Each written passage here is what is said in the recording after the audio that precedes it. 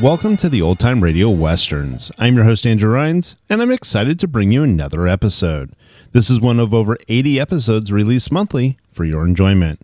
You can find more Western shows at our website by going to OTRwesterns.com. Now, let's get into this episode.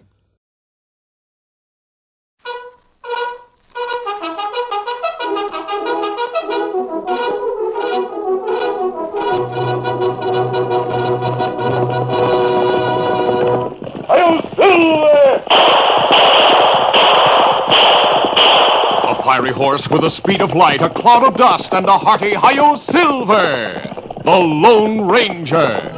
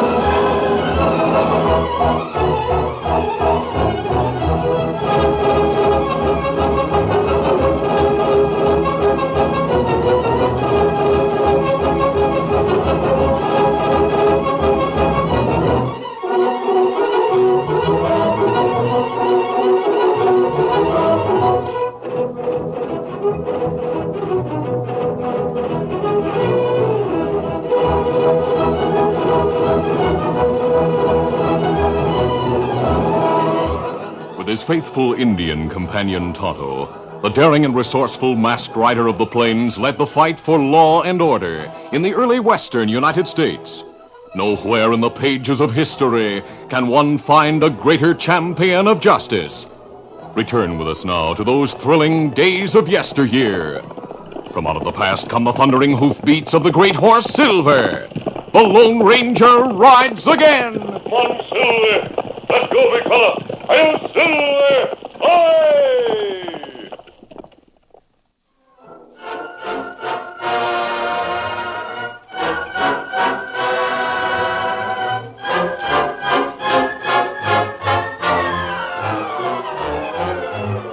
Buck Carey was a ruthless outlaw who, with his gang, terrorized the Southwest Territory. Buck was fearless in a reckless sort of way, but there was one soft spot in his makeup that even his men respected. His aging grandparents had shown him the only kindness he had ever known. After their death, Buck had a strong protective feeling for elderly people. For instance, when Buck and his gang planned to hold up a stagecoach, said to be carrying a wealthy man from the east. The stage will be coming along in a few minutes, men. It's about time. From what I heard, it's carrying a wealthy Easterner. Yeah, when the stage come into Big Rock yesterday, the driver said the Easterner got sick, stayed overnight at Hilltown. He planned to take the stage today to continue his trip. Driver said he seemed to have plenty of cash with him. Well, we can use it. Now, Tex, you and I'll get the cash from the passenger while the others get the strong box from the top of the stage. Right. Hey, the stage is coming now. It'll come around the turn in a minute. Mount your horses, men. Yeah, steady, boy. Have your guns ready? Let's go. Get up! Come on, get up. Whoa!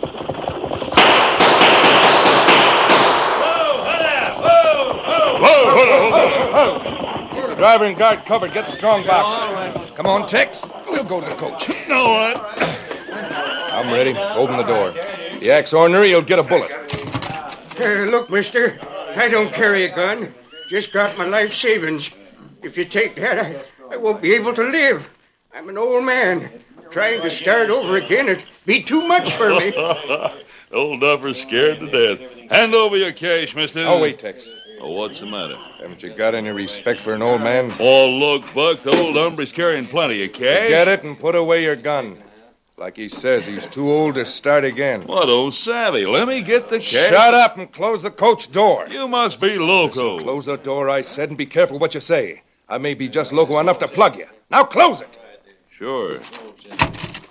So long, mister. Come on, Tex. Good leather, Tex. Of all the crazy things to Listen, do. don't make me sore, Tex. Nobody can say Buck Carey ever robbed old folks of their savings. Did you get the cash box, man? Yeah, we got it all set. All right, then, let's go. Get up there.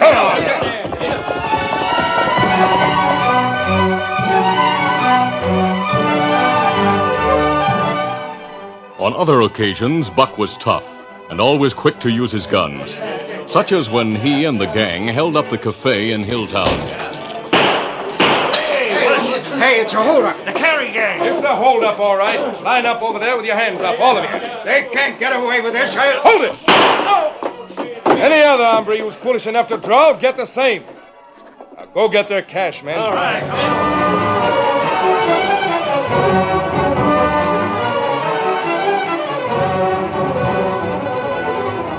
A week later, Sheriff Pickens of Big Rock sat in his office with one of his deputies looking over some new handbills. He looked up as the door opened, and what seemed to be a teenaged boy entered. Well, son, what can we do for you? We're busy. Aren't you kind of young to be wearing a gun? I'm old enough. Maybe that's a toy pistol he has, Sheriff. No, it's real. Loaded with bullets. Talks tough for a youngster. You ought to make him take off that gun belt. Most likely belongs to his old man anyway. Yes. Now, look here, son. Young fellas like you might get into trouble carrying a real gun. If your dad knew you had My it... dad gave it to me, Sheriff. And he must be loco. Don't call my dad loco, Savvy. Hey. Close to that gun and stop trying to play tough. Somebody might get hurt. Yeah, somebody might. I'm not playing, mister. I'm downright serious when it comes to gunplay. Well, now, son, calm down. I can't figure why your dad allows you to wear a gun at your age. Who are you, anyway? What's your dad's name? My dad is Silas Robinson. What? United States Marshal in Pecos. Wait a minute. You must be Silas Jr., the one folks call Babyface Robinson. That's right. smoke. Wait, I'm 22 and an expert with a gun. I can't help it if I don't look my age. But neither did Billy the Kid look his age. by thunder, I've heard plenty about you, Babyface. Your dad promised to send someone to help round up Carey and his gang, but I didn't expect he'd send you. Well, he did, Sheriff. And here's my deputy marshal badge. Well, we're glad to have you here to help us. Buck Carey and his gun slicks are sure making plenty of trouble hereabouts. Sit down, son. I mean, Babyface. Thanks. You have any plan in mind for rounding up that gang, Sheriff? No, we've been trying to trail him, but without success. Well, I thought over a plan that might work if you're willing to try it. Well, I'll tell you better after we hear about it. All right. I'll tell you what I have in mind. Then you can decide what you want to do.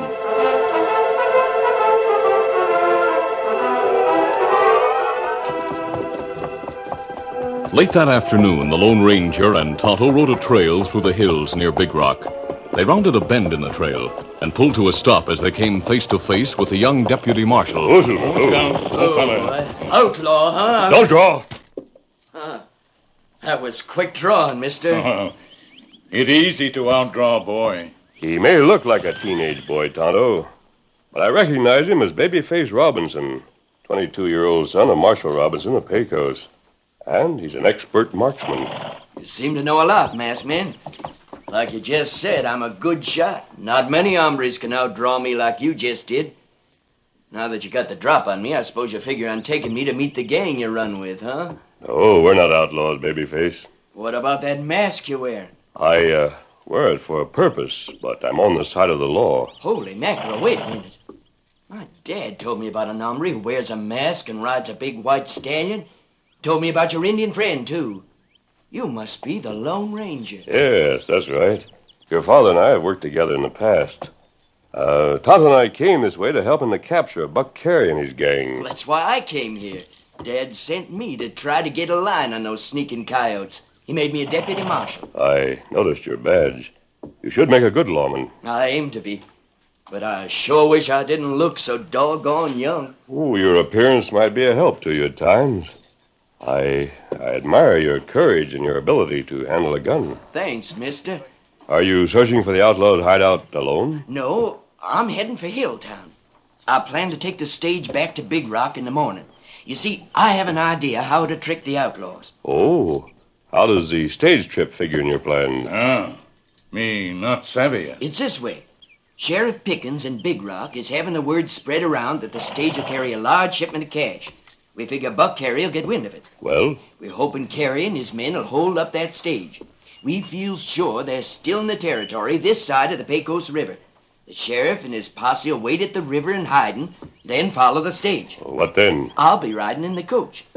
As soon as the outlaws appear, the driver and the guard will reach. They'll say the cash box is in the coach.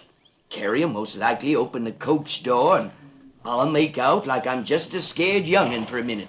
And then? Well, I figure he'll be taken off guard. Then I'll get the drop on him and tell him to make his men drop their guns. The guards will fire 2 shots as a signal. Then we'll keep the gang covered while the sheriff and the posse ride in to take over. Babyface, why not let Todd and me help you carry through your plan? Mighty glad to have you. But how would you? Listen, go on to Hilltown. We'll follow. I'll disguise myself as an elderly man, then I'll ride the coach with you. I've heard that Carey has an odd quirk that causes him to respect elderly people. The disguise would throw him off guard. That good idea. Yeah. You could pose as my granddad. Then we'd both get the drop on him and the others.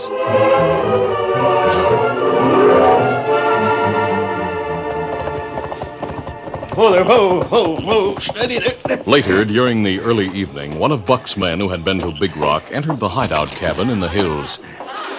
What brought you back so early, Hank? I heard some news in town that might be of interest. Well, speak up. What is it? I heard about a cash shipment coming in on the stage from Hilltown tomorrow. That's interesting, all right. I figured you'd want to know. I also found out something I wasn't supposed to hear about, Buck. What? The sheriff sent a special deputy to Hilltown to come back as a passenger on the stagecoach. Say, that gives me an idea. I'll have Tex lead the gang to hold up that stage. What? Why aren't you going along yourself? I'll tell you why. I'm going to be a passenger on that stage, along with that special deputy. Jumping catfish. I might be recognized, Buck. Well, that's taking too big a chance. I won't be taking a chance. I won't look like myself, Hank. Even you wouldn't know me. Maybe not. How are you going to work it? I have a cousin, a woman who runs a boarding house in Hilltown. She used to be a stage actress. What's she got to do with it? I'll get her to fix me up like a woman. Stuff on my face, skirts, cloak, a bonnet and a veil. And I'll ride the stage posing as a woman. Yeah, you might get by with that, Buck. But be sure not to say much. You leave it to me. I'll tell the rest of the gang my plans. Then I'll ride to Hilltown later tonight. That special deputy the sheriff sent won't live to get back to Big Rock. Tomorrow when that stage arrives, he'll be found dead.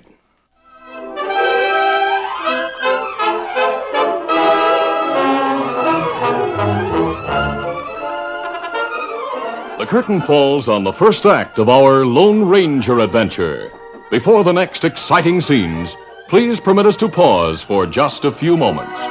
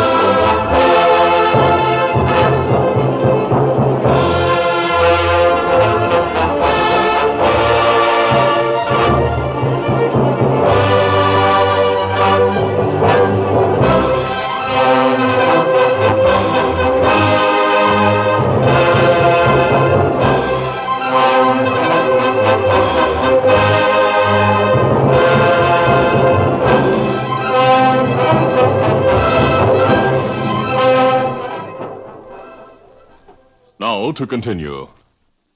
The following morning, when the Lone Ranger, disguised as an elderly man, approached the stage with Babyface Robinson, Buck Carey, impersonating a rotund, middle-aged woman, was already seated in the coach.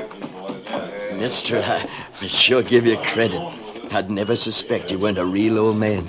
You did a mighty good job with that disguise. Well, thanks, Babyface. Without your gun belt and with your gun in a holster under your arm, you look like a youngster traveling with his grandfather. Oh, look, we'll have company. A woman is sitting in the coach. Doggone it. She doesn't know what she's in for. Reckon it can't be helped, though. Here we are. Let me help you into the coach, Granddad. Thank you, son. Got here just in time, mister. Yep. You and your grandson almost missed the stage. Better hurry and get in. All right, driver. Yeah. Sure couldn't travel these days without a young grandson like you to help me get around, Junior. Reckon it's all right if I sit next to the lady? I'll sit across from you, Granddad. All set in there? We're all settled, driver. All right. Get up! Get up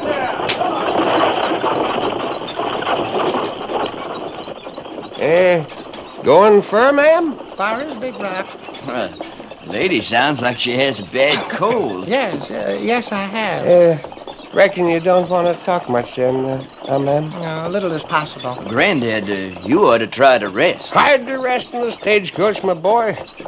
My body gets as old as I am. The bumping sort of rattles the bones. Well, try to sleep anyway, Granddad.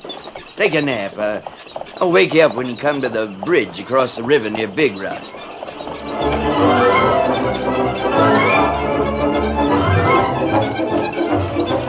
Get up there! Come on! Get on there! After Babyface Robinson suggested that the Lone Ranger, posing as his elderly grandfather, should take a nap, no more was said in the coach. Neither the Lone Ranger nor Babyface slept, but they did close their eyes until the stage approached the bridge across the Pecos River. Then Babyface reached out and touched the elderly figure across from him. Granddad, wake up. What? We're going to cross the bridge in a minute.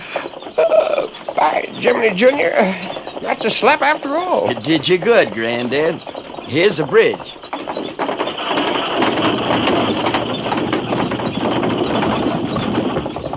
After the stage crossed the bridge, the three men rode in tense silence. Buck didn't suspect for a moment that the elderly man next to him was not what he seemed, nor did he suspect that the youth across from him was the famous Babyface Robinson. The outlaw leader was puzzled. He had expected to ride with a special deputy, but couldn't decide what to make of his strange companions. Their presence interfered with his plans. He decided the old man would be left on the trail, but the youth would be shot. His gun, cleverly concealed by the folds of the skirt, was tucked in his belt. He listened as Babyface spoke to the Lone Ranger.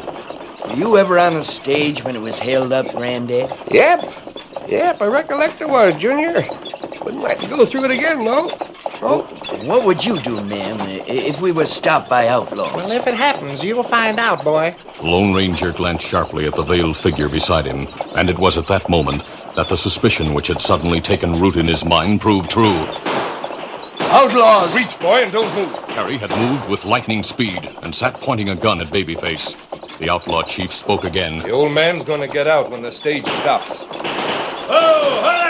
You sure fooled us with that getup, mister. Sure. Maybe you and the old man haven't heard of how smart Buck Carey is, Button. Not as smart as he thinks he is. Drop that gun. Gun to my ribs. You're not an old man. I've got his gun. I'll cover him, too. This don't make sense. That fellow is Babyface Robinson, deputy marshal. Holy mackerel, the special deputy. I've heard of Babyface. But you two hombres won't get away with this. My gang will take care of you. Out of the corner of his eye, the Lone Ranger saw Tex appear at the window of the coach. The masked man swung around, firing at the same time. Hey, men, something's wrong. Tex got shot. Give me that gun. Hold it or you get plugged. Keep him covered, Babyface. I'll try to hold off the others. Don't move, Carey. Now use your gun. Shoot. Now don't shoot, you fools. You might hit me. Hold your fire. Hold your fire. Buck's in trouble. Hey, help me onto my horse. Let's get away from here. Wait, you can't go without me.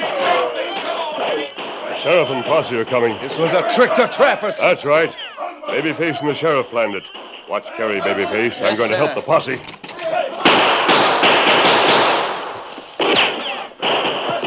For a few minutes, there was a heated battle. The Lone Ranger, crouched beside the stagecoach, prevented some of the outlaws from leaving until the sheriff and posse moved in on all of them. Finally, the gang was captured. They stood in a dejected group as Tonto and the sheriff and his men rode up and dismounted. Easy, fella. You all right, Kimasabi? Yes, Tonto. Hey, who's this old man who helped us capture the outlaws? For his age, by golly, he sure has a lot of get up and go. Him not old fella, Sheriff. Him friend me tell you about. You mean this is your friend? Ah. Look, Tonto, he is old. My eyes aren't that bad. Look again, Sheriff. Gee, those gray whiskers were fake. That's right.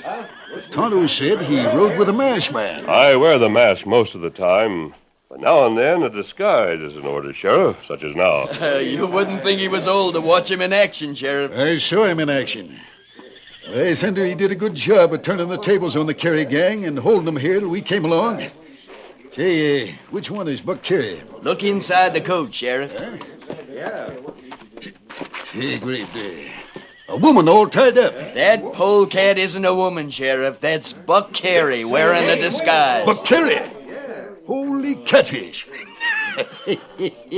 He sure looks a sight in that get-up. The Indian Tonto came along and helped me tie him. All you have to do is to take him to jail. I should have guessed that young-looking fellow was Babyface Robinson. It was being with that old man that threw me off. Made him seem more like a boy than ever. Carey is finished. Thanks to your excellent plan, Babyface. You'll be a mighty fine lawman. Yep, he sure will be. Fact is, he's won already. Kimasabi, Yes, Tonto. they bring Silver. Him another side of coach with Scout. Good enough. I'm sure Babyface and the sheriff can take care of these crooks and get them to jail. Oh, give my regards to your dad, Babyface. I'll see you both soon again. All right, mister. I'm sure glad to get the chance to work with you. I'll tell Dad, and he'll be glad to hear from you. So long. Adios. Goodbye to you. Goodbye. Say, who is that tall fella fixed like an old man? Yeah, what is this? Do you know him, Sheriff? I know who he is. That get-up is a disguise. He usually wears a black mask. Believe me, he's sure a fine hombre and a friend well worth having. I'll always be mighty proud I had the chance to work side by side with the Lone Ranger.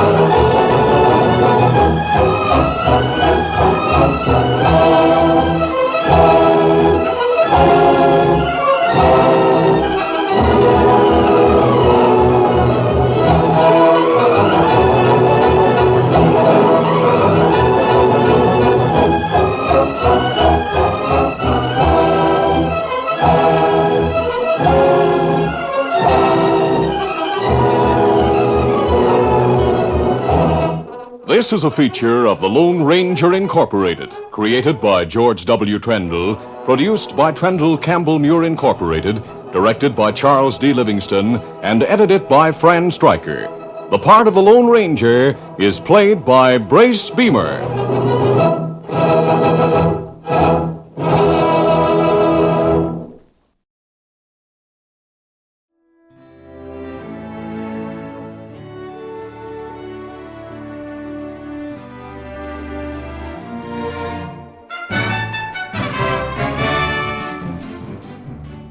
This has been a presentation of OTRWesterns.com, and we hope you enjoyed.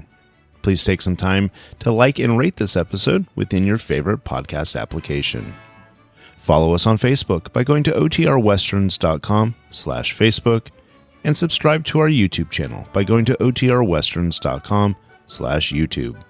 Become one of our ranch hands and unlock some exclusive content. We want to thank our most recent ranch hands, Steve, who joined us recently. You too can join by going to otrwesterns.com/donate. Send us an email, podcast@otrwesterns.com, and you can call and leave us a voicemail, 707-986-8739.